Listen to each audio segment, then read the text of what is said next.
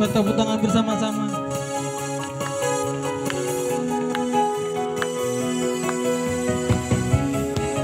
Haleluya Tuhan Yesus.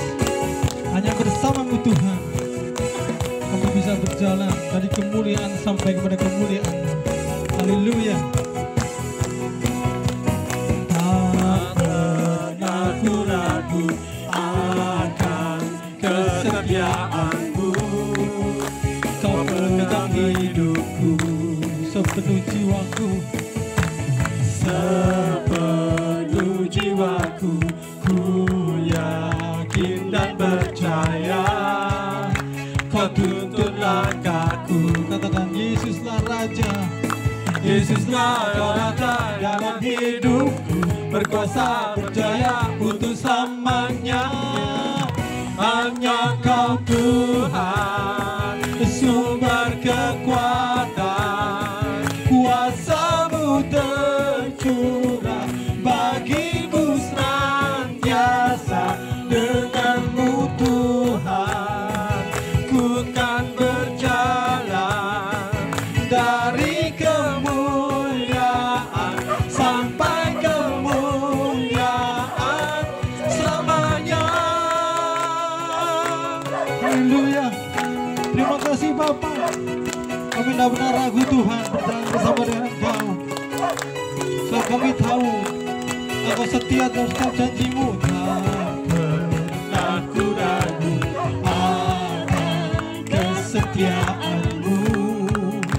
Kau pegang hidupku sepenuh jiwaku Tuhan, sepenuh jiwaku. Ku yakin dan percaya Kau tuntun langkahku. Katakan Yesuslah Kau Raja, Yesuslah Kau Raja dalam hidupku, berkuasa berjaya untuk selamanya.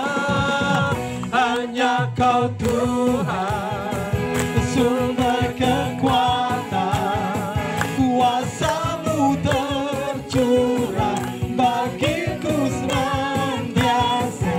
Dengan-Mu Tuhan, ku kan berjalan dari kemuliaan sampai kemuliaan.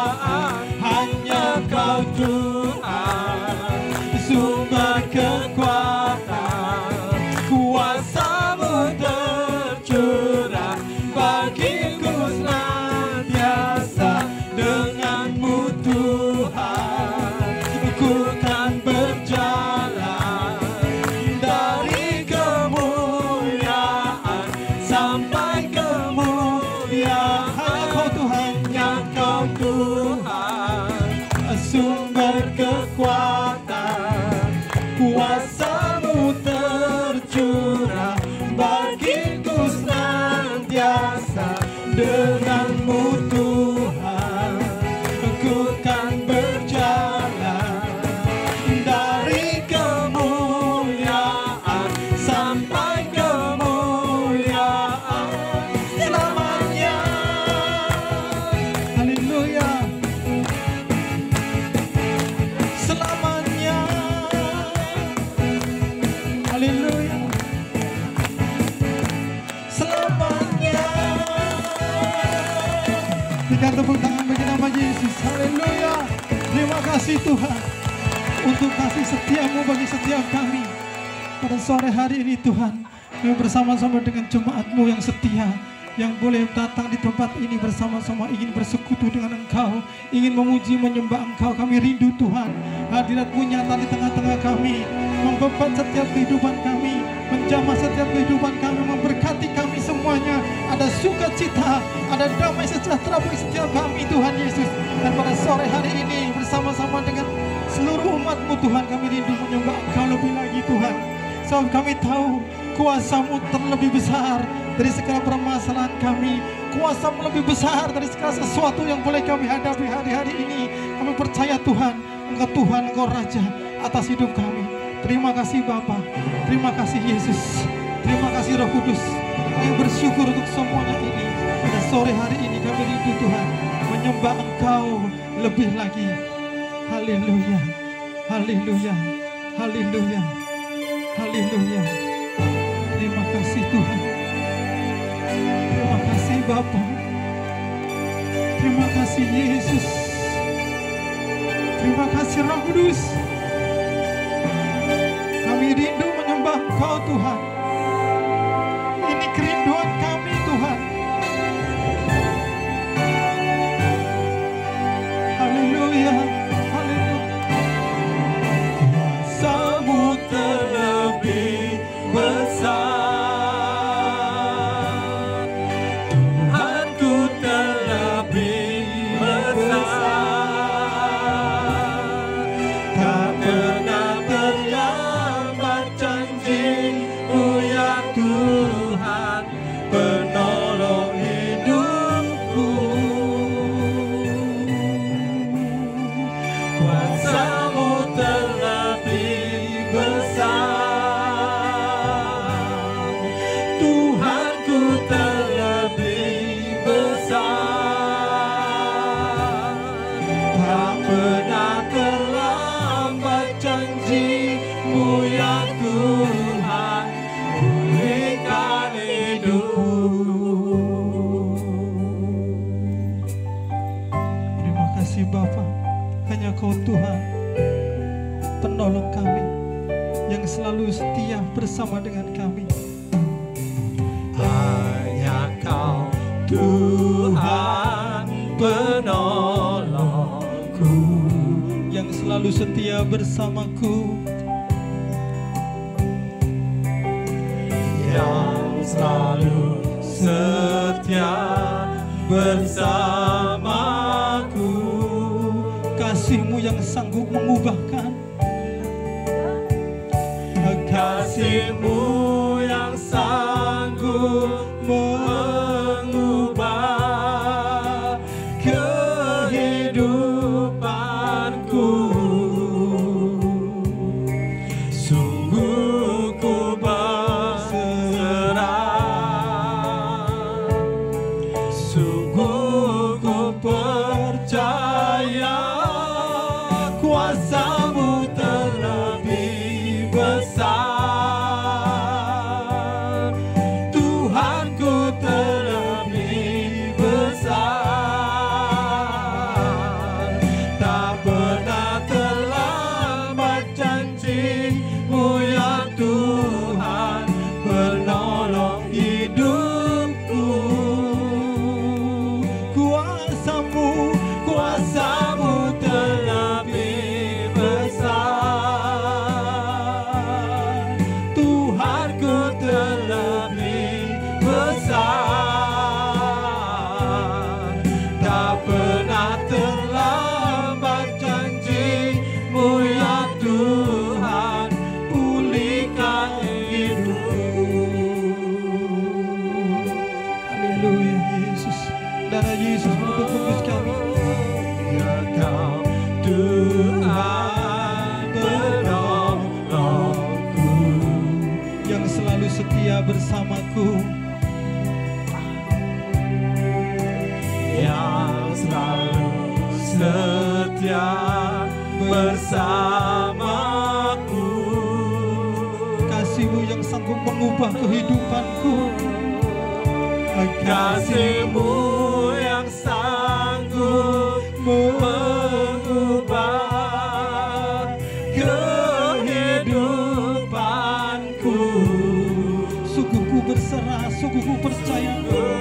Ku berserah,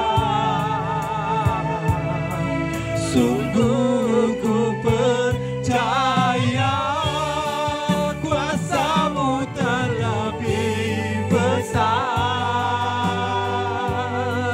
Tuhanku terlebih besar. Tak pernah terlambat janji-Mu ya Tuhan, penolong hidupku. Kuasa-Mu terlebih besar, Tuhanku terlebih besar. Tak pernah terlambat janji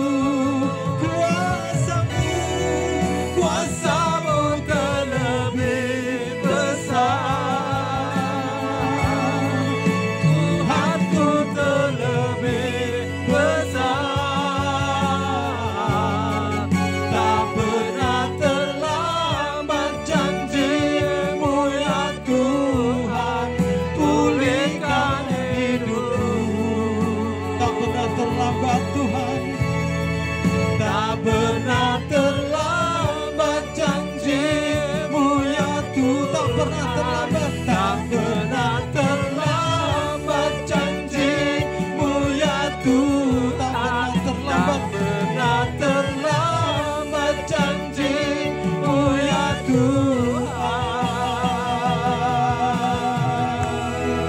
pulihkan hidupku. Kita tepuk tangan sorak-sorai bagi nama Tuhan. Kita sembah Dia.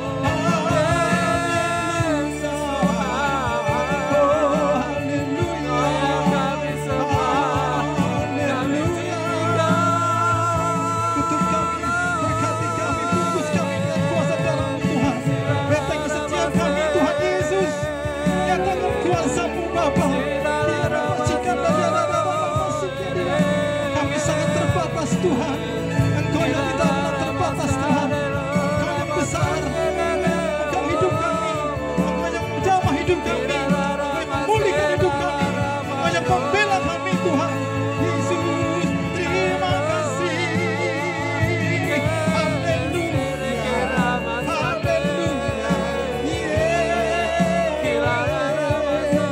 Yesus.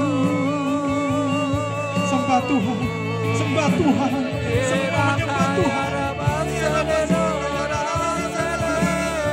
Semua menyembah Tuhan.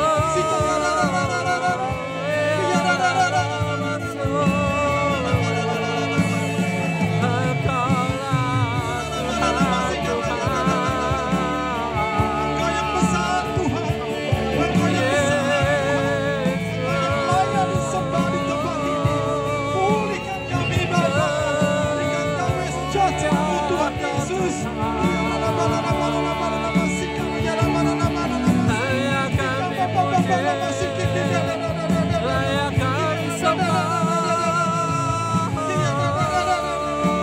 Sebab Engkau besar, sebab Engkau besar, perbuatanmu ajaib bagi kami.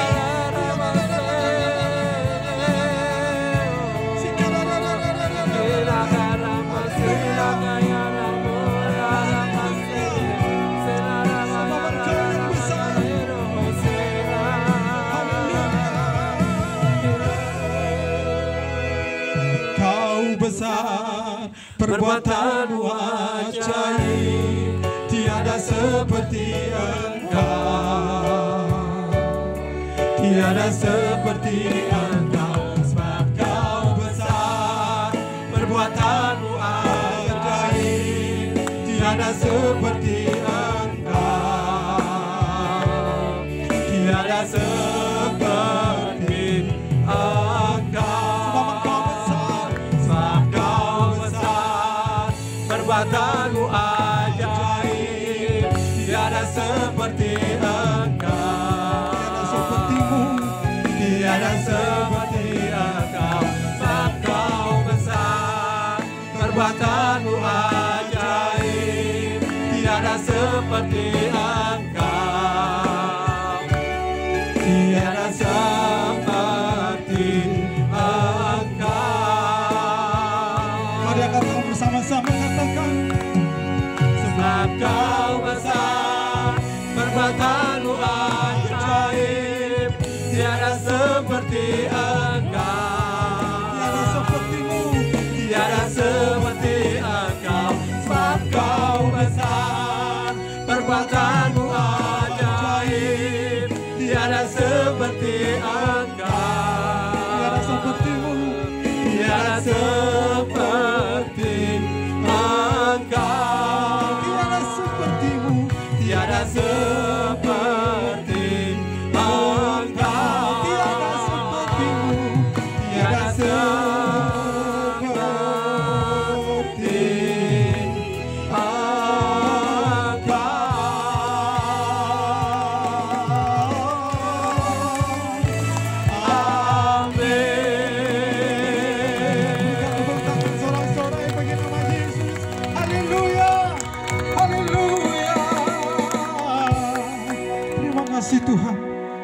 kasih Yesus, Roh Kudus.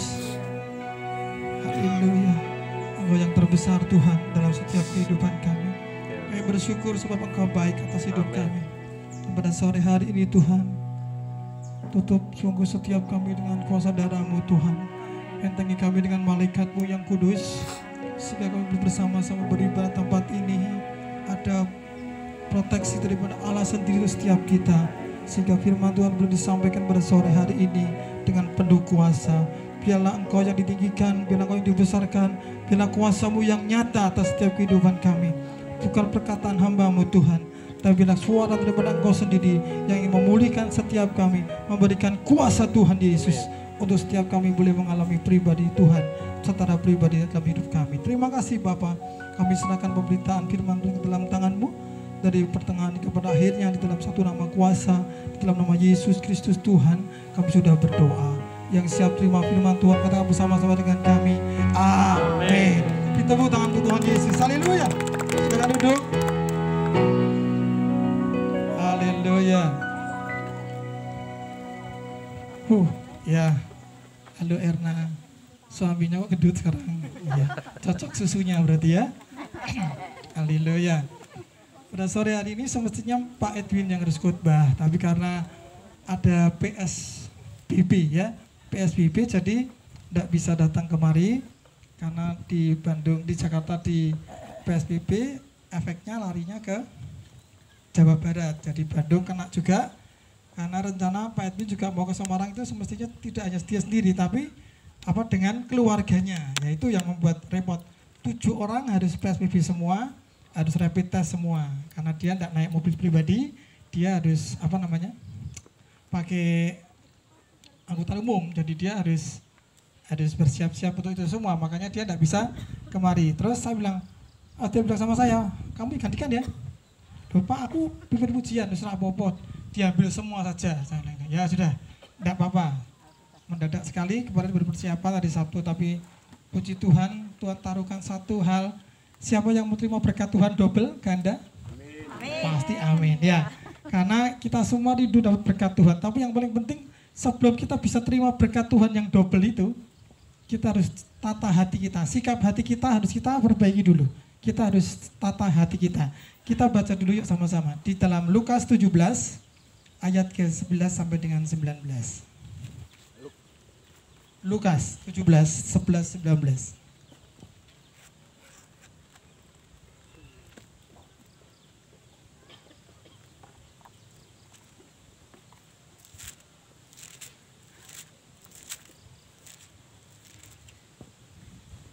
Sudah ketemu?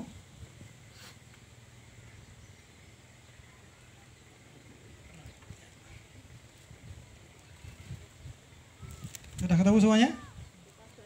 Lukas 17 ayat yang ke-11 sampai ke-19. Saya tunggu biar semua bawa bisa ketemu. Yang bawa Alkitab dibuka, yang bawa HP dibuka boleh. Ya, yang tidak bawa HP, tidak bawa Alkitab mendengarkan ya. Saya bacakan, anak ini panjang bergantian saja ya, biar semua ikut. Saya ayat yang ke-11, Bapak Ibu ayat yang ke-12, genep dan ganjil ya. Judulnya ke-10 orang kusta. 11. Dalam perjalanannya ke Yerusalem, Yesus menyusur perbatasan Samaria dan Galilea. 12. Ketika ia memasuki suatu desa, datanglah 10 orang kusta menemui dia. Mereka tinggal berdiri agak jauh dan berteriak, Yesus, Guru, kasihanilah kami. Lalu ia memandang mereka dan berkata, pergilah, perlihatkanlah dirimu kepada imam-imam. Dan sementara mereka dalam ajaran, mereka menjadi tahir. Iya, terus seorang dari mereka ketika melihat bahwa ia telah sembuh, kembali sambil memuliakan Allah dengan suara nyaring. Lalu bersyukurlah kepada Yesus dan mengucapkan syukur kepadanya. Orang itu adalah seorang orang Samaria. Lalu Yesus berkata, bukankah ke-10 orang tadi semuanya telah menjadi tahir? Di manakah yang 9 orang itu? Tidak adakah di antara mereka yang kembali untuk memuliakan Allah selain daripada orang asing ini? Lalu ia berkata kepada orang itu, berdirilah dan pergilah, imanmu telah menyelamatkan engkau. Amin. Ya, ini cerita tentang 10 orang kusta, ya. 10 orang kusta yang 9 tidak kembali, yang 1 kembali. Ini cerita yang mungkin sudah sering Bapak Ibu dengar, dan pada sore hari kita akan belajar bagaimana supaya kita bisa mendapatkan berkat double itu daripada Tuhan. Berkat double bukan seperti saya itu mimpin pujian terus firman, nanti kalau bisa kolektor juga jalan jadi doa tutup buat berkat. Bukan seperti itu. Itu bukan berkat double, bukan seperti itu. Jadi maksudnya berkat double adalah berkat secara rohani yang kita terima karena kita mau ikuti aturannya Tuhan. Kalau kita bisa tata hati kita, sikap hati kita, kita bisa menerima berkat double itu. Bapak Ibu pasti bisa, semua pasti bisa kalau Bapak Ibu mau, ya. Jadi tujuan daripada pembacaan firman Tuhan kita pada sore hari ini, kita akan mengenal lebih total lagi kepada Tuhan, mengenal secara pribadi kepada Tuhan. Pengenalan akan Tuhan adalah salah satu pilar yang paling penting dalam setiap kehidupan kita. Kalau kita tidak kenal Tuhan, kita tidak ngerti maksud Tuhan, kita tidak tahu jalan kemana yang harus kita jalankan. Seperti kemarin kalau kita sama Pak Presiden kita Jokowi, mungkin kita tahu tapi tidak kenal sikapnya dia sehari-hari. Kita perlu kenal Tuhan dulu, perlu kenal Tuhan, siapa Tuhan itu, ya. Pengenalan akan Tuhan adalah salah satu pilar yang penting untuk setiap kehidupan kita. Seringkali badai, cobaan, pergumulan, permasalahan, sakit, penyakit itu yang membuat kita lupa atau bahkan ditutup semua keinginan kita, semua pergumulan, semua mata rohani kita, dan kita dilupakan untuk sesaat sejenak hilang daripada pikiran kita tentang siapa itu Tuhan. Padahal kita sudah kenal Tuhan. Bapak Ibu mungkin sudah ada yang 20 tahun, 10 tahun, 5 tahun, bahkan sudah bertahun-tahun kenal Tuhan. Ya toh, sudah ikut Tuhan bergereja bahkan, tapi pada saat kita menghadapi pergumulan, menghadapi masalah, persoalan, kadang-kadang kita lupa bahkan tidak pernah tahu lagi Tuhanku itu hebat. Seperti lagu tadi, Tuhan kita itu besar semestinya, sungguh besar dan amat besar Tuhan kita. Amin. Oleh sebab itu kita kadang-kadang melarikan diri daripada suatu kenyataan. Bagaimana kita bisa mengenal Tuhan kita lebih dekat? Yang pertama caranya gimana supaya kita bisa kenal Tuhan lebih dekat? Kita harus bangun hubungan yang baik dengan Tuhan dulu. Bagaimana cara bangun hubungan yang baik dengan Tuhan? Yang paling gampang dengan memuji dan menyembah Tuhan, ya. Tuhan itu senang dipuji, Tuhan itu senang disembah, ya. Makanya ini salah satu ciri daripada Tuhan kita. Karena Tuhan itu rindu setiap kita memuji Tuhan, menyembah Tuhan dengan segala ketulusan kita. Karena dia roh, oleh sebab itu kita menyembah dia juga di dalam roh. Kalau dalam roh tidak ada ketemu. Kita mau kenal Tuhan tapi kita tidak pernah ketemu Tuhan, tidak pernah ada hubungan intim dengan Tuhan, kita tidak pernah bisa. Ya. Yang kedua apa? Dengan apa? Adanya komunikasi. Kalau kita kenal sama Pak Samuel, oh saya kenal dia tapi tidak pernah komunikasi. Dia tidak kenal mendalam, cuma tahu oh Pak Samuel itu yang gendut. Ya sekarang tinggalnya di Tembalang, itu bukan gitu. Tapi tidak pernah komunikasi, tidak kenal Tuhan. Oh tahu. Pak Samuel tahu Pak Samuel tahu, ya. Tapi tidak pernah kenal kita. Harus ada apa? Bangun apa? Komunikasi. Komunikasi dengan apa? Kontak. Sering kontak. Kontak dengan apa? Dengan firman Tuhan. Kita baca firman Tuhan. Baru kita tahu. Yang ketiga apa? Kalau kita bisa intim dengan Tuhan, kuncinya cuma satu apa? Harus ada apa? Iman. Nah kita tidak punya iman dengan Tuhan, tidak percaya. Jadi kita tidak pernah percaya kalau Tuhan itu ada. Coba bayangkan kalau kita mau hubungan intim dengan Tuhan, tapi kita tidak percaya Tuhan itu ada, percuma toh. Wah kita doa, kita nyembah, kita baca firman Tuhan, tapi intinya apa? Apa bisa Tuhan kita bantu saya saat itu tidak punya uang atau saya sedang sakit? Tidak pernah ketemu. Oleh sebab itu bagi setiap kita yang mau mengenal Tuhan lebih lagi, kita harus mengenal Tuhan dengan cara kita ada hubungan yang baik, ada komunikasi, dan bangun iman kita lebih lagi. Supaya apa? Semakin dekat kepada Tuhan. Kalau kita dekat kepada Tuhan, kita akan mengerti maksud Tuhan, kita akan mengerti kekuatan Tuhan, kita akan mengerti kuasa Tuhan dan mujizat Tuhan. Justru kadang kita diizinkan untuk mengalami permasalahan, disitulah kita dipancing oleh Tuhan. Kamu masih ingat aku enggak? Seringkali kalau kita ada masalah, mesti lari. Ya, seperti contohnya saudara kita ini, si Moko. Ya, Moko ini lari sekarang. Lari dari Pak Giri ini. Ya, menghadapi masalah hanya karena korban cinta, lari di dia sekarang. Kasihan. Ya, Harusnya dia apa? Mencari Tuhan.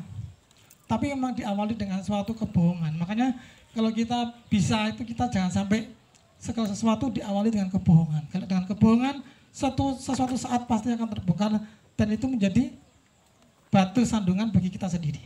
Ini seperti yang dihadapi oleh ke-10 orang kusta ini. Kita belajar di situ siapa orang kusta ini. Orang kusta ini adalah orang yang dinajiskan.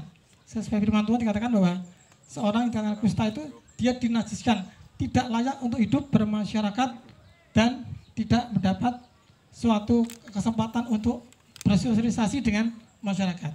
Pada perjanjian lama di Imamat 13:45, coba kita baca bersama-sama. Di Imamat 13:45 itu bagaimana yang dimaksud dengan orang kusta ini?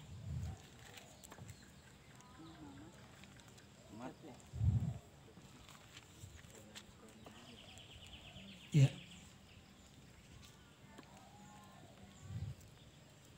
Wah, ada gitar. Oh ya, sekarang sudah ada anak-anak yang adik-adik yang remaja bisa gabung di sana. AO mungkin bisa, ciciknya juga bisa. Ya tidak tidak main HP, lebih bagus bisa ikut di sana ya. Dibangun imannya yuk, mulai dari kecil kita kenal Tuhan lebih bagus ya. Imamat 13 ayat yang ke-45. Magimnya besok-besok aja.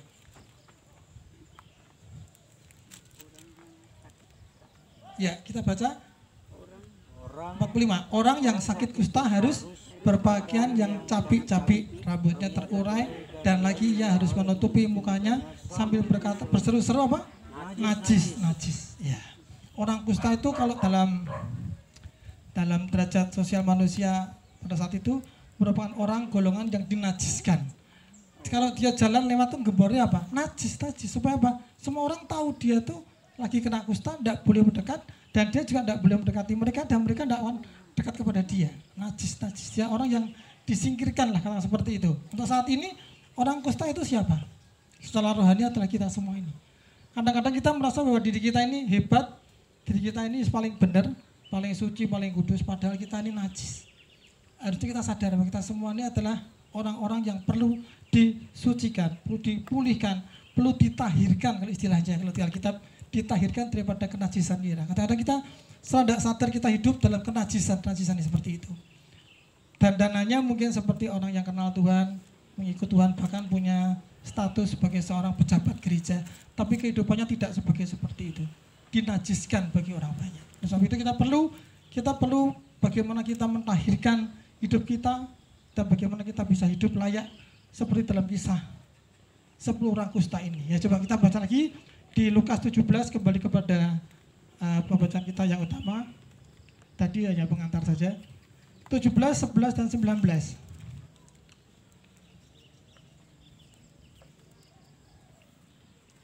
Lukas 17 11 sampai 19. Yang ke-11 katakan apa? Ketika dalam perjalanan Yesus ke Yerusalem, Yesus menyusur perbatasan Samaria dan Galilea. Samaria dan Galilea. Ketika ia memasuki sebuah desa, datanglah 10 orang kusta menemui dia. Mereka tinggal berdiri agak jauh dan berseru-seru, Yesus, Guru, kasihanilah kami. Ini Yesus dalam perjalanannya dari menuju ke Yerusalem sampai di suatu perbatasan di antara Samaria dan Galilea. Dia melihat ada orang yang sedang sakit kusta, berseru-seru. Mereka minta untuk disembuhkan, dipulihkan. Ya, berteriak agar dia menyembuhkan sakit mereka. Mereka sadar bahwa hanya Yesus. Dia tahu nih, orang kusta ini ada 10. Dalam cerita ini ada 1 orang Samaria, 9-nya sudah kenal Yesus. Orang yang tahu Yesus, dan dia mungkin sudah berobat ke sana kemari karena orang kusta ini harus pengennya sembuh dia.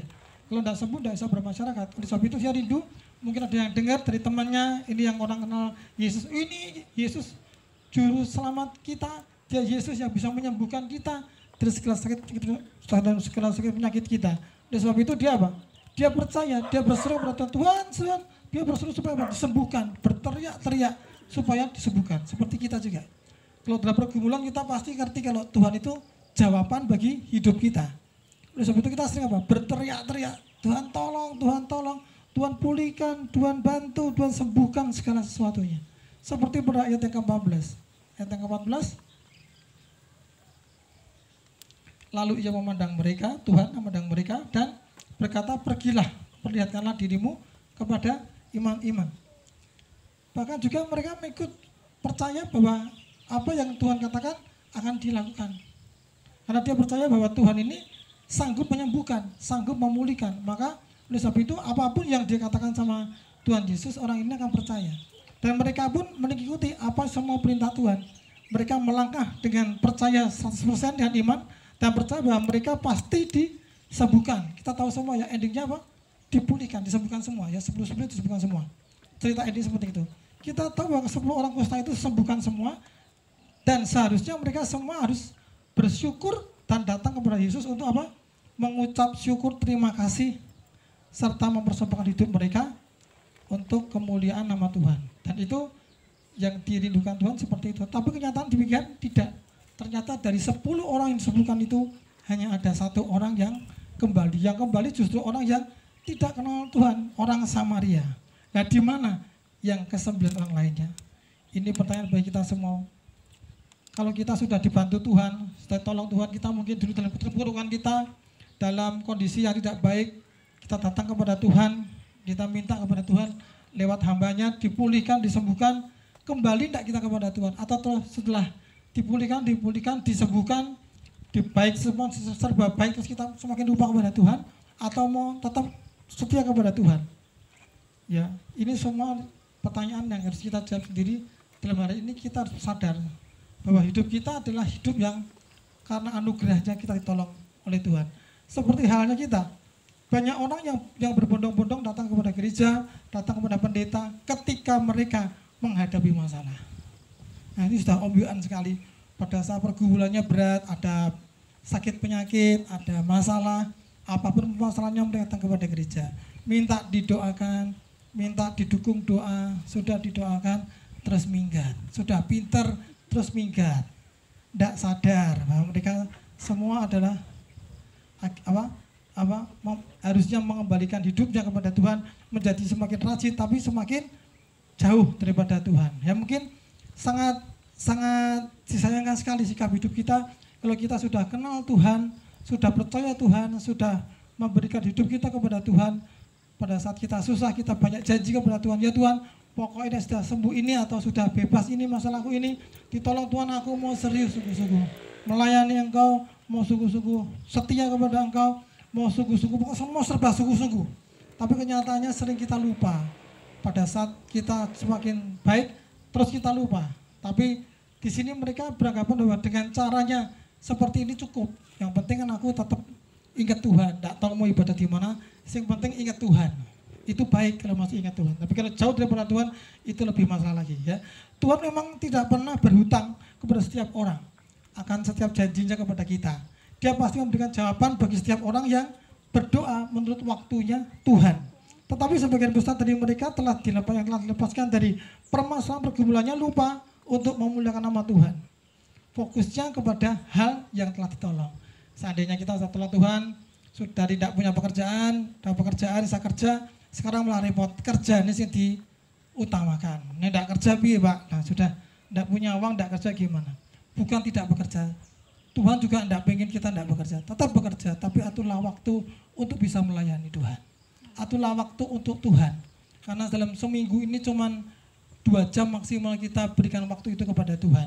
Kita bisa ngatur Tuhan, kita bisa mengatur waktunya untuk Tuhan yang terbaik. Ya, kalau mau nuruti kesibukan, semua sibuk, semua maunya uang terus, maunya semua serba duniawi yang kita kejar. Tapi pada saat-saat hari-hari seperti ini, kita perlu juga untuk memikirkan kehidupan rohani kita ke depan. Ya, dunia tidak semakin baik, dunia semakin kacau. Oleh sebab itu kalau kita tidak dibekali dengan kerohanian kita yang baik di hadapan Tuhan, kita akan semakin jauh daripada Tuhan. Pada saat kita sip hari ini, belum tahu besok kita seperti apa. Karena keadaan kondisi seperti gini, kita banyak digoncangkan oleh berbagai macam hal, persoalan pergumulan. Kita menuntutnya maunya bahagia. Bahagia dari mana? Bahagia diciptakan oleh diri kita sendiri, bukan oleh orang lain. Orang lain tidak bisa. Kita mau bahagia ya kita bahagia diri. Kita sendiri yang bahagiakan hidup kita sendiri. Jangan menunggu orang lain atau bergantung kepada orang lain atau melihat orang lain. Tapi hiduplah sesuai dengan apa yang Tuhan inginkan kita bisa kerjakan. Karena kita adalah orang-orang yang dikasihi Tuhan. Amin. Ya, kita harus sadar bahwa kita ini orang yang telah bahwa kita ini semua orang adalah orang yang telah memberikan hidup kita kepada Tuhan. Bapak Ibu sudah memberikan hidup kita kepada Tuhan atau belum? Atau hanya ya ikut-ikutan aja? Setiap kita yang percaya kepada Tuhan, percaya dan dibaptis, artinya sudah menyerahkan hidup kita kepada Tuhan, itu semuanya untuk Tuhan. Tapi terlepas daripada itu kita harus selalu berharap kepada Tuhan dengan kekuatan yang diberikan Tuhan kepada setiap kita. Ada satu ilustrasi yang luar biasa tentang hidup kita ini adalah hidup yang sungguh maunya diberkati Tuhan. Seperti contoh dalam firman Tuhan ini ya. Firman Tuhan ini. Bagaimana kita bisa belajar untuk menjadi seseorang yang diberkati Tuhan yang luar biasa kalau kita tidak pernah kenal Tuhan. Oleh sebab itu Tuhan rindu agar kita itu setia untuk beribadah, setia untuk datang berkumpul beribadah, memuji dan menyembah Tuhan.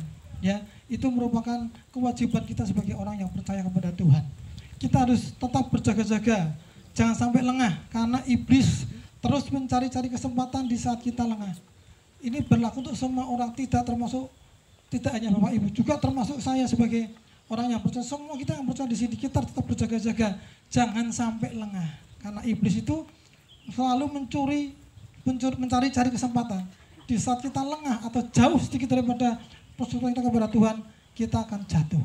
Oleh sebab itu mari kita belajar untuk menjaga sikap hati kita menjadi orang-orang yang ingin diberkati double. Ya, kita mau diberkati double pada siang hari ini. Ya, kita semua mau. Bagaimana? Kita akan belajar ada 3 rahasia yang perlu kita pelajari dari seorang kusta ini. Ya, yang kembali setelah dia disembuhkan. Yang pertama, apa sikap hati apa yang harus kita pelajari daripada orang kusta ini? Yang pertama adalah dia seorang yang tahu diri atau sadar diri. Tahu diri atau sadar diri ya. Ini kalau dalam bahasa Chinese-nya itu kalau yang tahu itu ada rasa baisenggi. Tahu ya baisenggi? Ya, atau boleh tahu ya sih. Baisenggi itu apa rasa apa? Rasa sungkan. Nah, ini orang baisenggi sekarang jarang. Orang urusan. Nah, sekarang itu katanya cuek bebeh. Yes, pokoknya aku wis itu ya wis. Orang urusan. Tidak punya rasa baisenggi ya. Bulina tahu baisenggi. Bulana ya, Bulana tahu ya. Arti baisenggi. Kalau orang kuno, orang lama, katanya saya ke atas itu masih tahu rasa baisenggi itu gimana itu tahu. Dia sudah ditolong, dia tidak akan pernah melupakan siapa yang menolong. Itu rasa baisenggi. Kita sudah dibantu, dia tidak pernah merasa lupa kepada siapa yang membantu. Bukan dalam bentuk membalas budi, bukan. Oh, dibantu 100.000, so tak baliknya 100.000, bar, selesai. Bukan seperti itu. Itu apa? Ada hubungan yang baik. Seperti orang kusta ini, ada hubungan yang baik. Dia sudah ditolong, dia kembali kepada Tuhan bukan karena dia ingin sesuatu, tapi dia ingin mengembalikan ucapan syukurnya kepada Tuhan karena dia sudah ditolong. Dia semestinya tidak layak loh. Orang Samaria itu orang yang dijauhi, orang yang tidak kenal Tuhan, tapi karena dia tahu ini prinsipnya seseorang yang sudah ditolong oleh Tuhan, yang semestinya tidak layak disembuhkan, bisa ditahirkan, dia disembuhkan dan dia kembali kepada Tuhan. Ya, kita lihat dalam ayat ke-11 dan 13. Dalam perjalanan ke Yerusalem, Yesus berada dalam perbatasan antara Samaria dan Galilea. Ini jarak yang cukup jauh karena Samaria itu di bagian utara, betul ya Pak ya? Utara Israel, dan di Yerusalem itu bagian selatan. Itu jauh karena orang-orang sekarang mungkin naik ada tol cepat. Yesus waktu itu jalan-jalan loh, tidak naik apa-apa loh, tidak naik mobil, tidak naik kendaraan, tidak naik unta, jalan.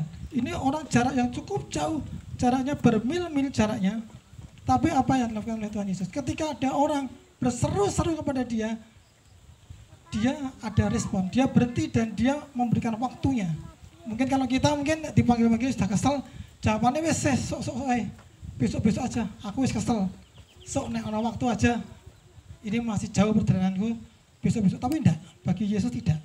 Dia memilih untuk apa? Berhenti dan meresponi orang yang berteriak-teriak tersebut. Bahkan ia mengarahkan pandangannya kepada orang yang sakit kusta ini. Ya, di ayat ke-13 tadi ada 11 sampai 13 tadi ya. Dan sekarang kita tahu bahwa apapun kondisi kita, kesulitan kita, apapun yang sedang kita hadapi, pada saat kita dalam kondisi yang tidak baik, berserulah kepada Yesus. Ia tidak pernah terlalu sibuk untuk mendengar kita, dan ia tidak pernah terlampau lelah untuk menjawab doa-doa kita. Amin. Jadi kalau kita ada pergumulan permasalahan, ojo lari mbek orang-orang lain, jangan lari kepada dukun-dukun, tidak perlu. Ya, dukun itu kan paranormal, berarti orang yang tidak normal. Ya, larilah kepada Tuhan Yesus, karena Dia Tuhan Allah yang dekat. Kalau ada lagunya, Tuhan itu apa? Sejauh doa, sejauh doa Tuhan itu. Tidak usah lari cari teman kita, curhat pada teman, jadinya malah nanti tambah kacau. Larinya kepada siapa? Kepada Tuhan saja, ya, kepada Tuhan. Bagaimana dengan kita? Kalau kita sedang menghadapi masalah, pergumulan, kita larinya kepada siapa?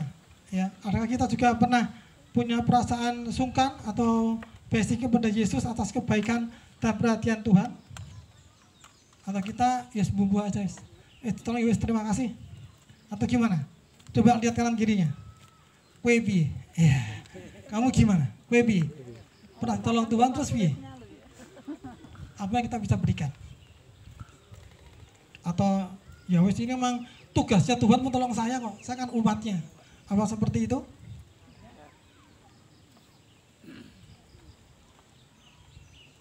Kalau kita seperti itu, kita tidak baik. Kita harus punya indikat yang baik. Kita harus punya perasaan untuk selalu setia kepada Tuhan, ya. Jadi tidak ada alasan lagi untuk kita mungkin diajak beribadah. Yuk ibadah minggu, ya diatur. Kita sudah tahu semua saat ini, kesempatan ini kita ibadahnya 1 minggu sekali pada jam sore, ya. Atau nanti kalau kita sudah punya tempat sendiri di mana nanti sudah terbagi dengan baik. Bapak Ibu lebih suka ibadah pagi atau sore? Saat ini loh ya, bukan besok loh, saat ini. Karena kita belum punya tempat di tempatnya Pak Sem ini loh. Sore, ya. Sore ya. Adem, ya. Jadi aku tidak kesalahan. Nanti kalau ada orang kok maksa ibadah sore, padahal aku sore orang senang sore. Tidak ya, semua setuju sore ya? Terjawab Pak Sem? Sudah, ya, haleluya. Aku tidak salah Pak Sem. Ya, kita semua setuju untuk ibadah sore. Jadi kita tahu sore, ya kita atur waktu kita sore, ya. Ya, seminggu sekali kita atur sore beribadah, ya. Wah, aku nanti ada janjian jam 6 aku harus kerja. Kerjaku itu jam 6 sore harus masuk bagian sortir atau bagian apalah. Ya diatur, tak pulang jam 5 lebih setelah firman Tuhan, bisa langsung pulang, tidak saya ikut emplok-emploknya, tidak saya ikut, ya. Bisa langsung pulang, tidak saya ikut emplok-emplok. Yang penting kita bisa apa? Beribadah. Beribadah itu bukan beribadah pribadi. Di rumah kita bisa beribadah, doa di rumah sama suami, sama istri, ada misbah doa, kita bisa doa sama-sama. Tapi yang Tuhan kan apa? Beribadah bersekutu seperti ini loh. Tujuannya apa? Supaya kita tidak upar. Kita punya perkembangan rohani yang baik, saling ngomong sama teman, saling berbicara dengan sahabatnya, dengan teman gerejanya, untuk saling menumbuhkan iman percaya kita. Tidak sampai kita semakin menjadi orang yang egois, orang yang eksklusif, hanya di rumah saja, ya. Terus beribadah seperti ini. Yang pertama dia apa? Orang Samaria ini punya rasa baisingki. Rasa apa? Sungkan. Yang kedua apa? Orang Samaria ini adalah orang yang taat, penurut, tidak pernah bantah. Kalau Tuhan katakan, sudah kamu jalan, ayat 14 ya coba. 14 tadi kita bacakan, pergilah, perlihatkanlah dirimu kepada imam-imam. Orangnya bilang apa? Orang Kristen ini. Siap, jalan langsung, tidak tanya dulu. Ah, aku ini kesini minta didoakan, terus disuruh pergi. Atau orang tanya, kenapa harus ke imam-imam? Atau gimana? Kalau kita sebagai orang seperti orang Samaria ini, kalau kita mau terima sesuatu daripada Tuhan, mujizat daripada Tuhan, kita harus apa? Sudah, tidak usah bantah-bantah, tidak usah sok kepo, tidak perlu kepo. Tuhan bilang gini ya sudah, jalankan aja. Pergilah, perlihatkanlah dirimu kepada imam-imam. Jalan sudah. Orang ini jalan apa enggak? Jalan apa enggak? Jalan. Dia tidak tanya lagi, kenapa Tuhan harus kepada imam-imam? Kok tidak didoakan dulu Tuhan? Saya padahal butuh doa Tuhan. Atau aku perlu dijamah Tuhan, kepalaku diucek-ucek dulu pada aku mau jalan. Enggak, dia jalan aja. Sudah Tuhan suruh jalan. Kita pun demikian sebagai anak Tuhan. Tuhan tidak cari orang yang kepo. Tuhan cari umat kita apa? Yang taat. Taat itu kalau ada istilahnya apa? Tidak ada alasan, titik. Sudah, tidak usah bantah-bantah. Ya, kita tidak perlu berbantah-bantahan karena kita ini orang-orang yang anak-anak Tuhan, tidak terlalu kepo lah. Ya, kita tidak perlu seperti itu. Ya, kalau kita berlaku seperti itu tidak jalan-jalan nanti, tidak pernah terima mujizat. Dan orang itu tidak akan pernah ditahirkan karena dia terus tanya terus kesuwen, ya. Tapi dia melangkah dengan iman, ya, dia melangkah dengan percayanya sehingga dia menerima mujizat Tuhan, apa? Kesembuhan. Dia ditahirkan. Ini orang yang taat. Tadi kita baca bahwa mereka tidak pernah ngomel atau menggerutu atau mencucu atau apalah istilahnya. Mereka tetap taat berjalan seperti itu, ya. Dan bagaimana kita pada saat kita menghadapi masalah seperti ini, kita seperti apa? Seperti tadi orang yang ngomel, berbantah-bantah atau nurut? Bagaimana kalau dengan kita? Mungkin dalam hati mereka itu kok ya iso-isone loh Yesus ini. Kok kita tuh manggil-manggil Yesus, Tuhan, kasihnya lagi kami untuk datang yuk ke sini Tuhan, aku doakan dulu toh Tuhan. Tapi aneh, Tuhan tidak doakan, Tuhan tidak perintahkan apa-apa, Tuhan bilang pergilah, jalan aja, terus jalan, perlihatkan dirimu kepada para imam. Ya, dia mungkin merasa bahwa mengira bahwa Tuhan Yesus ingin mencelakakan dia, Tuhan Yesus ingin membuat dia mati di hadapan imam, karena kalau orang sakit kusta ini tidak boleh dekat-dekat kepada mereka sebelum mereka sudah disembuhkan. Luka-luka daripada seorang kusta ini sebelum jadi putih semua tidak bisa dikatakan sembuh, ya. Dia belum disembuhkan. Apa akibat dari ketaatan ini? Mereka semua mendapat mujizat kesembuhan. Ada kalanya Tuhan menuntut ketaatan yang tidak masuk di akal. Memang Tuhan sering-sering kali membuat sesuatu itu yang aneh-aneh, ya. Tapi tujuannya dia lebih tahu karena dia adalah pencipta kita. Dia yang mengerti masa depan kita. Kita mungkin 5 menit ke depan tidak tahu, tapi Tuhan tahu 5 menit ke depan kita seperti apa, dia tahu, ya. Seperti pada saat ini kita berada di tempat ini, kita beribadah seperti gini. 5 menit lagi kita tidak tahu loh seperti apa terjadi, ya. Tapi Tuhan tahu, ya. Di saat kita percaya kepada Tuhan, Tuhan tahu. Dia memberitahukan kepada setiap kita. Seperti juga contoh dalam kitab, seperti Naaman yang disuruh Nabi Elisa mandi di Sungai Yordan 7 kali sebelum memperoleh kesembuhan. Kenapa sih? Kenapa itu harus dilakukan? Karena untuk menguji iman percaya dan pengharapannya kepada Tuhan. Apakah dia percaya 100% atau tidak. Jadi kita semua harus punya sikap hati seperti orang Samaria ini. Yang ketiga, yang pertama ada sikap sungkan atau basic tahu diri. Yang kedua perlu ketaatan. Yang terakhir ketiga, sikap apa? Dia berani bersikap berbeda.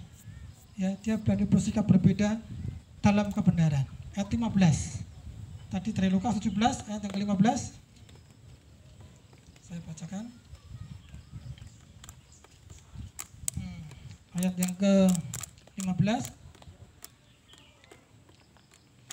Seorang dari mereka ketika melihat bahwa ia sembuh, kembali sambil memuliakan Allah dengan suara nyaring. Jadi orang ini kembali kepada Allah, tidak takok-takok temannya dulu, ya. Dia punya sikap yang berbeda dalam kebenaran, ya. Pasti ada perdebatan. Kalau dihitung 1:9, kuat yang mana? Kuat yang 9 atau kuat yang 1? 9. Yang 9 tidak mau kembali, yang 1 mau kembali. Kalau dia tanya pasti kondisinya apa? Kalau kita punya sikapnya tidak punya sikap yang baik, itu apa? Kita akan ikut-ikutan. 9 ini orang bisa orang popo 9 ikut 9. Tidak, tapi ternyata orang Samaria ini apa? Dia pilih mengambil sikap yang beda, berani tampil beda, tapi demi kebenaran, ya. Berani tampil beda untuk kebenaran, ya. Pasti ada perkataan kalau kita saat ini kalau seperti itu pasti sing 9 ngomong, wah besok Kristen sok fanatik, sok karismatik. Sudahlah, sembuhkan ya sudahlah, pulang aja sudah. Kita pergi aja, kita bisa kerja kembali, kita bisa menikmati kehidupan kita bebas, sudah sembuh, bisa bebas lagi. Tapi enggak. Orang Samaria ini tak seperti itu, tapi dia apa? Kembali kepada Tuhan, ya. Jadi mereka ini tidak ikut-ikutan. Bagaimana dengan kita? Kita mau ikut-ikutan apa tidak? Oh, ibadah di tempatnya Pak Sam itu jauh, orang usah. Aduh ngopo. Sok kan yo iso ibadah lagi. Yo nek masih urip. Nek wis mati. Ya seperti anaknya Bu Lili itu kan. Ya itu suatu mujizat loh. Kemudian dia bilang sama saya Saya ini tidak sadar loh Pak, mau habis kencing, terus dia jalan, bawa mobilnya nengah sedikit ditabrak, des. Sudah seperti itu ceritanya singkat sekali. Anaknya mau ikut, AO dia mau ikut, tak marahi, tidak usah ikut, anak ikut seperti apa AO? Ya, semua baik, ya semua karena kebaikan Tuhan. Ya, kalau orang nurut, seandainya ini si AO sok kepo, aku melu toh Pak, aku pengen ngerti Surabaya kayak apa kok, pengen ngerti Jakarta kayak apa, anak kepo tanya-tanya seperti itu, enggak, sudah enggak saya ikut, nurut, enggak ikut, sudah. Tuhan punya waktu ya, Tuhan punya rencana yang indah untuk AO juga, untuk anaknya, untuk Pak Yoto ya, itu luar biasa. Sesuatu yang diberikan oleh Tuhan itu tidak pernah menjadi buat kita sia-sia. Kita harus percaya kepada Tuhan. Punya sikap hati yang berbeda. Sebab itu kita perlu apa? Menjaga hati, sikap hati kita ini loh. Jaga sikap hati itu tidak gampang ya. Saya juga harus belajar. Sikap hati tidak gampang, Harus betul-betul tahu dan mengenal Tuhan lebih dalam lagi. Karakternya Tuhan harus kita kenal. Kadang-kadang Tuhan itu galak kepada kita. Kadang-kadang Tuhan itu lembut kepada kita. Kadang-kadang Tuhan itu lucu kepada kita, aneh kepada kita. Kok seperti gini? Ya itu Tuhan kita seperti itu. Kita tidak pernah bisa meratakan, nah Tuhan itu harusnya gini, itu tidak bisa. Karena Tuhan punya caranya dia Tuhan sendiri. Kita punya cara, Tuhan punya cara juga. Tapi cara Tuhan lebih baik daripada cara kita. Waktu Tuhan lebih baik daripada waktu kita. Kita harus sabar. Ya apapun keadaan kita, kondisi seperti ini, kita harus tetap sabar. Ya. Kalau kita terus sikap hati kita seperti 9 orang ini, yang lari daripada kenyataan yang benar, sikap hati yang benar, tidak berani tampil beda, kita tidak akan pernah terima mujizat Tuhan. Ya, kalau sekarang ini sakit kusta ini kayak COVID, karena di imamat itu diceritakan, kalau ada dibaca di imamat berapa? Ada tadi saya tulis tapi kepanjangan di imamat sebentar. Tadi saya tulis di imamat 14 ayat 1 sampai 32. Nanti ada baca itu. Seorang yang sakit kusta itu kalau sudah ketemu dengan imamnya, dia harus di lockdown seminggu, tidak boleh keluar. Sama seperti kita saat ini. Penyakit kusta ini seperti kita saat ini. Setelah seminggu setelah sembuh lukanya, sudah putih lukanya, dianggap sembuh, itu harus tinggal dulu seminggu.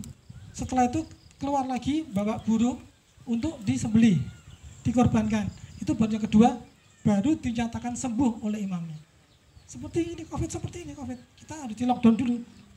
Kena positif, isolasi mandiri. 10 hari, 11 hari keluar tes lagi. Nah betul tambah 3 hari, cek lagi. Negatif, nah baru sembuh. Seperti itu. Kalau dibayangkan seperti ini, sikap penyakit kusta ini pada saat zaman itu seperti kita ini sakit COVID ini. Ya. Banyak berita yang membuat kita kacau. Katanya di Semarang ini yang sakit COVID banyak sampai berapa? Sampai 3.000, 4.000. Kemudian saya sempat ketemu dengan Pak Wali, ada pelantikan pengurus, kebetulan saya jadi pengurus. Pak Wali bilang tolong disampaikan kepada umat Kristen bahwa berita tentang COVID di Semarang tinggi itu salah. Di Semarang kalau di total semua tempat rumah sakit, terus rumah dinas segala macam totalnya cuma 1.100 berapa bed tempat tidur ya. Padahal di sana itu beritanya sampai 3.000, 4.000 orang. Nah itu yang 3.000 di mana? Sedianya cuma 1.000 dok. Dan 1.000 pun itu hanya terpakai 40%. Kelebihannya itu cuma tinggal baru dipakai 40%. Jadi masih kosong. Di sana itu masih kosong. Total sekitar 60%. Kok bisa ada berita bahwa Semarang itu lebih daripada 3.000? Nah itu berita hoax semua. Ternyata kemarin sudah diklarifikasi oleh gugus COVID pusat bahwa beritanya tidak benar, dan dia minta maaf bahwa Semarang, Jawa Tengah itu baik, masih baik. Terutama Semarang itu masih baik. Kondisinya terkontrol, terpantau. Ya. Jadi kita bersyukur kepada Tuhan. Dan terus untuk berikutnya bahwa nantinya kita harus punya sikap hati percaya kepada yang benar, jangan percaya kepada banyaknya orang ngomong. Kalau orang ngomongnya Semarang 3.000, ya taunya 3.000, padahal kita adalah tidak sampai 1.100, tidak ada di Semarang. Di Semarang cuma terpakai 40%, tadi berapa ya? 400 orang, sekitar 400 orang. Itu yang terpakai tempat tidurnya. Jadi kita masih tergolong Semarang aman, ya, tapi tetap jaga kesehatannya. Ada 3M plus 1D. Apa itu? 3M masker, mencuci tangan, memakai masker, mencuci tangan, dan menjaga jarak. Ya. Yang D-nya apa? Doa. Ya. Pak Wali aja tahu loh, 3M plus D1 loh. Jadi menjaga jarak, memakai masker, mencuci tangan, dan jangan lupa apa? Doa. Kita orang-orang yang percaya doa itu besar kuasanya. Kalau kita percaya doakan dengan sungguh-sungguh besar kuasanya. Jangan istilahnya apa namanya? Istilahnya nyobai Tuhan, nguji Tuhan. Aku sudah doa. Jangan seperti itu. Tetap pakai masker, tetap jaga jarak, tetap mencuci tangan, ya, supaya kita tetap menjadi orang-orang yang sehat. Jadi 3 hal yang Tuhan inginkan pada setiap kita melalui melalui orang kusta ini yang disembuhkan, orang Samaria ini, dia pengennya apa? Supaya kita ini hidup dalam suatu sikap hati yang benar kepada Tuhan, supaya kita menerima double berkatnya Tuhan. Apa double berkatnya Tuhan? Double berkatnya kita baca pada ayat ke-19, ayat Lukas 17 ayat 19, 17 ayat yang ke-19. Lalu ia berkata kepada orang itu apa? Berdirilah dan pergilah, imanmu telah menyelamatkan engkau. Ya. Dapat duit tak sama dari Tuhan? Yang sembuh?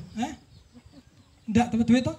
Ya, seperti tadi saya bilang, double berkat itu bukan seperti saya bikin pujian, yo khotbah, yo nanti kolektor, yo jalan dewi. Bukan itu. Double berkatnya Tuhan apa? Double berkat secara rohani. Ya, double berkat untuk 2 anugerah yang besar. Apa? Anugerah pertama apa? Dia disembuhkan. Yang kedua apa? Anugerah apa? Keselamatan. Jadi apa? Tadi tanda 17 ayat ke 19. Berdirilah dan pergilah, imanmu telah menyelamatkan engkau. Setelah disembuhkan, dia juga dapat keselamatan masuk surga. Ya, luar biasa, amin. Jadi setiap kita perlu jaga sikap hati kita. Tidak usah sok-sokan, tidak usah sombong, tidak usah merasa kita lebih. Yang penting kita harus tahu diri kita sendiri. Bagaimana sikap hati kita? Kita punya sikap hati yang sungkan tidak atas pertolongan Tuhan. Kadang-kadang kita lupa loh. Ada cerita lucu tapi kisah singkat saja. Jadi ada 2 orang, mungkin sudah Bapak Ibu sudah pernah dengar kesaksian ini. 2 orang laki-laki, seorang pelayar yang terdampar di dalam suatu pulau, kapalnya karam pecah, terus dia terhanyut di laut, terdampar dalam satu pulau. Mereka dua-dua dinyatakan selamat 2. Tapi dua-dua ini adalah orang-orang yang dua-duanya Kristen dan mereka ingin mencari keselamatan. Yang satu berdoa, yang kedua juga berdoa. Yang satu berdoa langsung jawab, doa apa saja jawab, minta makan dikasih makan, minta supaya tidak dikasih hujan. Semua permintaan orang ini dikabulkan semua, sampai dia minta ada kapal yang datang untuk jemput dia, juga diberi Tuhan kapal jemput dia sampai selamat. Akhirnya pada suatu saat orang ini yang nomor 1 ini diambil naik kapal, terus dia tinggalkan orang yang kedua. Dia merasa orang kedua itu doanya biasa-biasa saja. Orang kedua itu mungkin tidak dekat sama Tuhan. Orang kedua itu percuma lah. Itu upahnya kalau orang tidak mau doa seperti itu.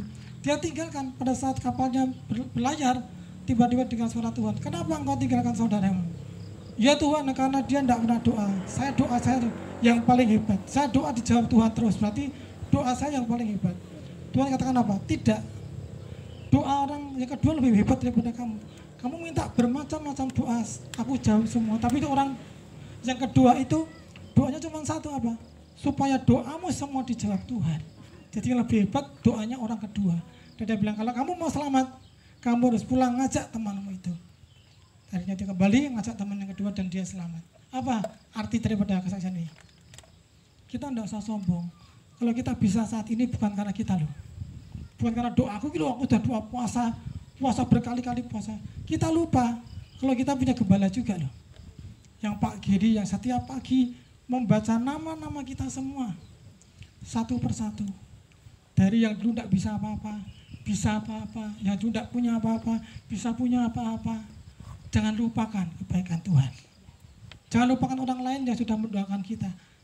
Kita bisa sukses karena ada istri kita yang berdoa. Istri bisa sukses mungkin karena dukungan suami. Oleh sebab itu kita tidak perlu jadi sok-sokan. Kita semua sama di hadapan Tuhan. Amin. Jadi kita percaya bahwa Tuhan itu yang mengerti hidup kita. Kita ndak usah ngomong aku yang paling apik, hidupku paling suci, paling benar. Kowe iki salah, disalah-salahno terus ndak usah. Ndak perlu seperti itu ya. Kita semua adalah orang-orang yang harus selalu mengucap syukur. Iman bukan masalah apa yang banyak dikatakan orang, tapi iman adalah anugerah dan respon kita, keberanian kita untuk apa? Untuk mengambil berkat daripada Tuhan. Itu adalah iman ya.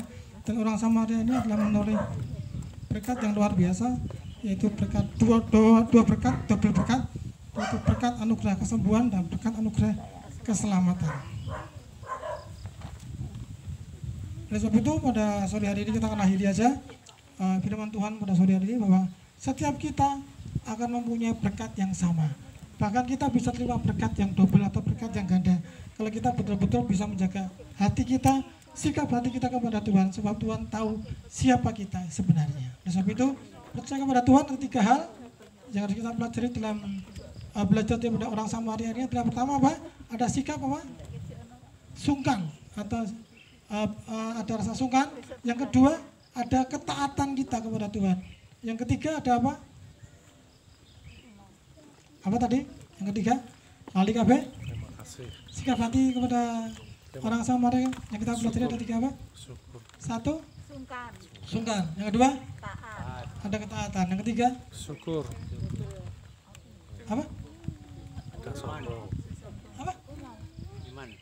Bukan. Sombong. Ya, saya lihat Bapak Ibu jadi sama nggak lupa ya. Foto berarti ya? Sama. Ya, hampir sama Pak, tapi tidak serupa Pak. Ya. Apa ya? Yang pertama apa tadi? Sungkan. Yang kedua? Taat. Yang ketiga? Berani tampil beda. Ya. Jadi orang Samaria ini berani tampil beda. Tapi tampil bedanya itu untuk kebenaran. Ya. Jadi kita semua kalau mau terima double berkat, yang utama adalah jaga sikap hati. Terus apa? Sikap hati itu apa? Untuk membuat kita apa? Belajar untuk menerima double berkat daripada Tuhan dengan cara punya rasa sungkan. Yang kedua, kita harus ada ketaatan, tidak usah berbantah-bantah. Yang ketiga, kita harus tampil beda di hadapan Tuhan ya, untuk mencapai sesuatu. Mas, ya terima kasih Tuhan Yesus, saya bersyukur untuk kebaikan-Mu Tuhan Yesus.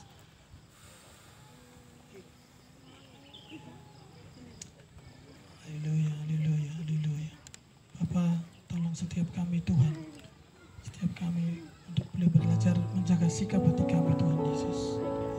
Yesus pegang erat tanganku, ku tak dapat hidup di luar kasih.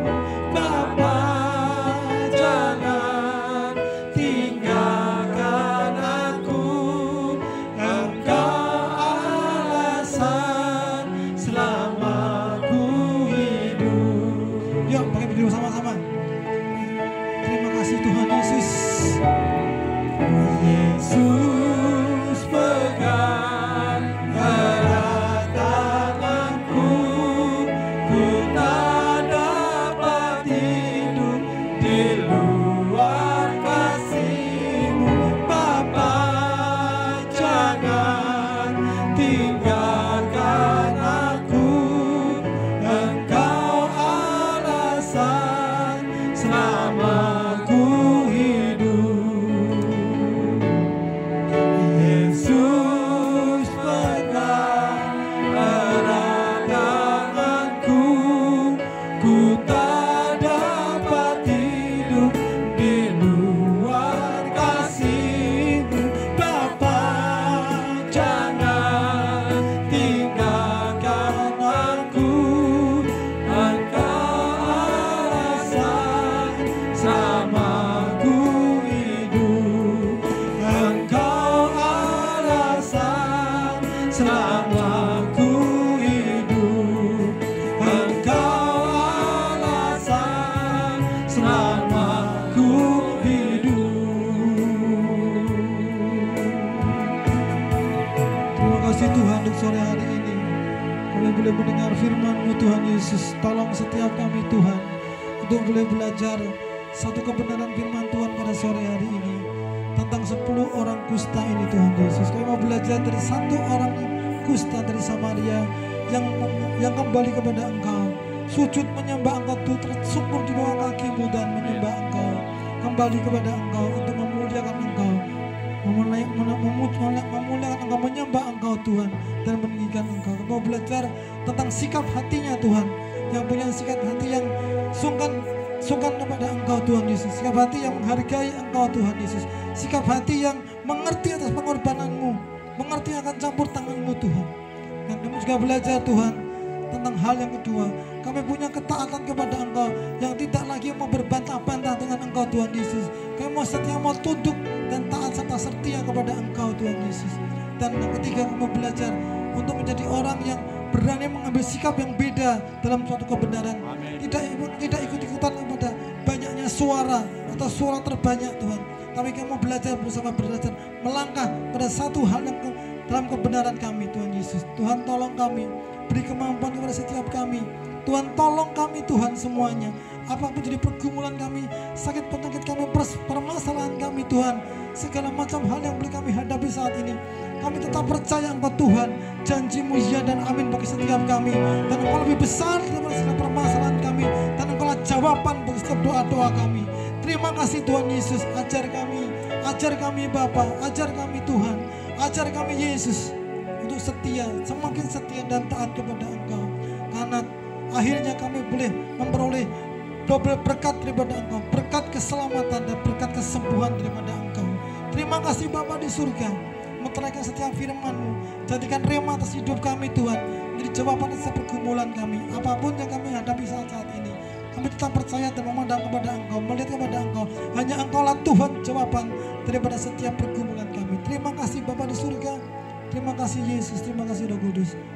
Kami siap untuk melengkapi ibadah kami pada sore hari ini dengan beri korban persembahan kami, korban syukur kami, korban persepuluhan kami, korban janji iman kami kepada Engkau.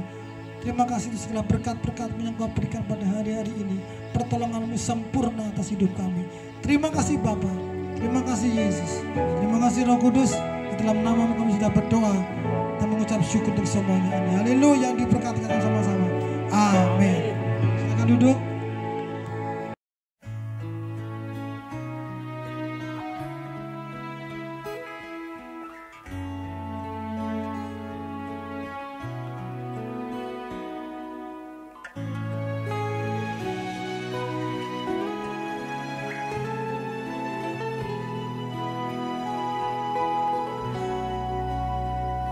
Lord, I worship you.